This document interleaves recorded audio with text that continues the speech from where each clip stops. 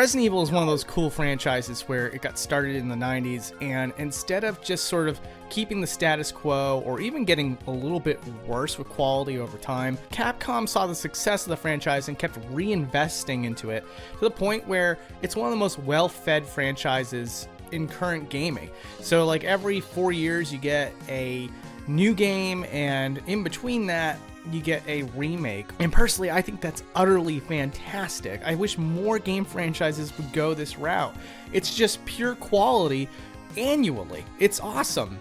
So with that said though, let's talk about the remake side of things. We get all these awesome remakes of the past games, and of course now the question kind of falls onto what's the next remake that's going to come down the pipeline. Is it going to be Resident Evil 5 like it's kind of hinted at with Resident Evil 4? Is it going to be Code Veronica because that's what a lot of fans demand? And for me, I gotta go with a little less popular choice here.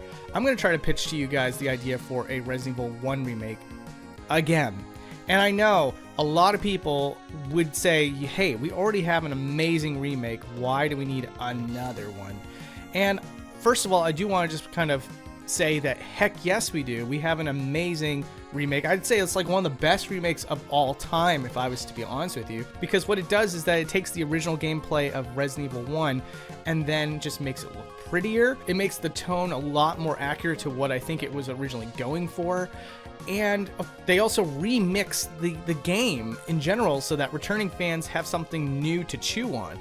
I think that what it does is exactly what a lot more remakes need to do. And sadly, we don't see that very often. But with that all said, there's also a new thing going on with the Resident Evil franchise. There's a new way to play the Resident Evil franchise. And also, the way that the story has evolved since the original game kind of allows us to go back and tinker with the original game story so that it better matches with what happens later on in the franchise.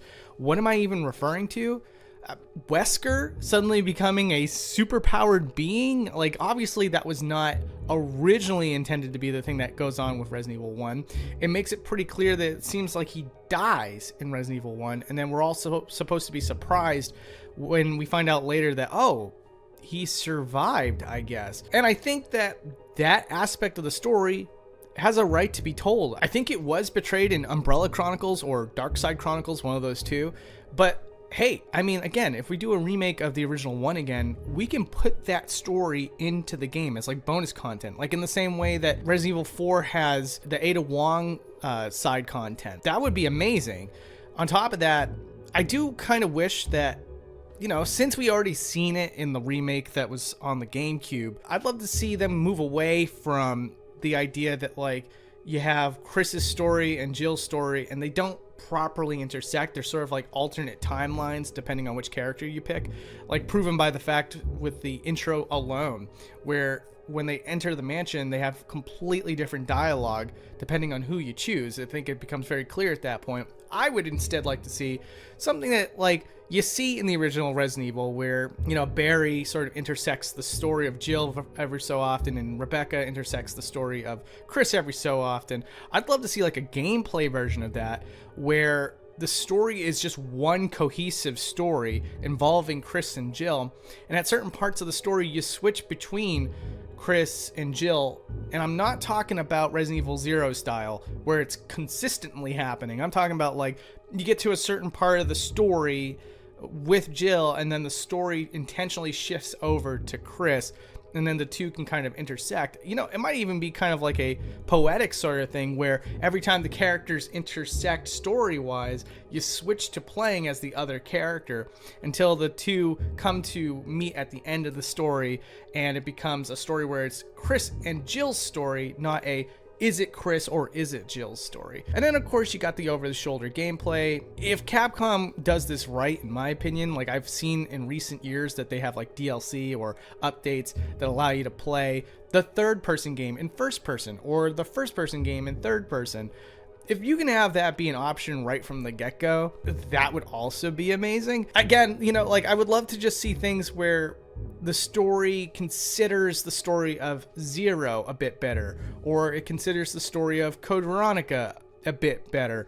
And puts it into this remake so that it's more cohesive when you play the games back to back. That's like the big thing for me as far as what I want to see out of this remake. And of course, with just how the gameplay has completely changed over the years, and you know, for better or for worse, I would say for the better. But like, obviously tank controls is still something I will absolutely strap in and play, and that's why that GameCube remake of Resident Evil 1 is still there. It still exists. It's still, again, one of the best remakes I consider of all time.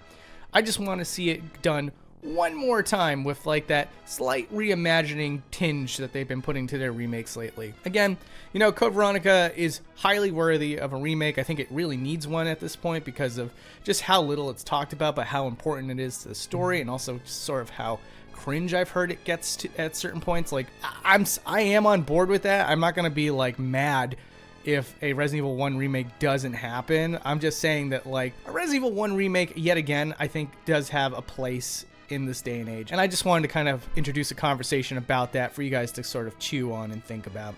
All right, well, anyways, guys, I just appreciate you watching this video. I know it's just kind of out of nowhere, and have a good day.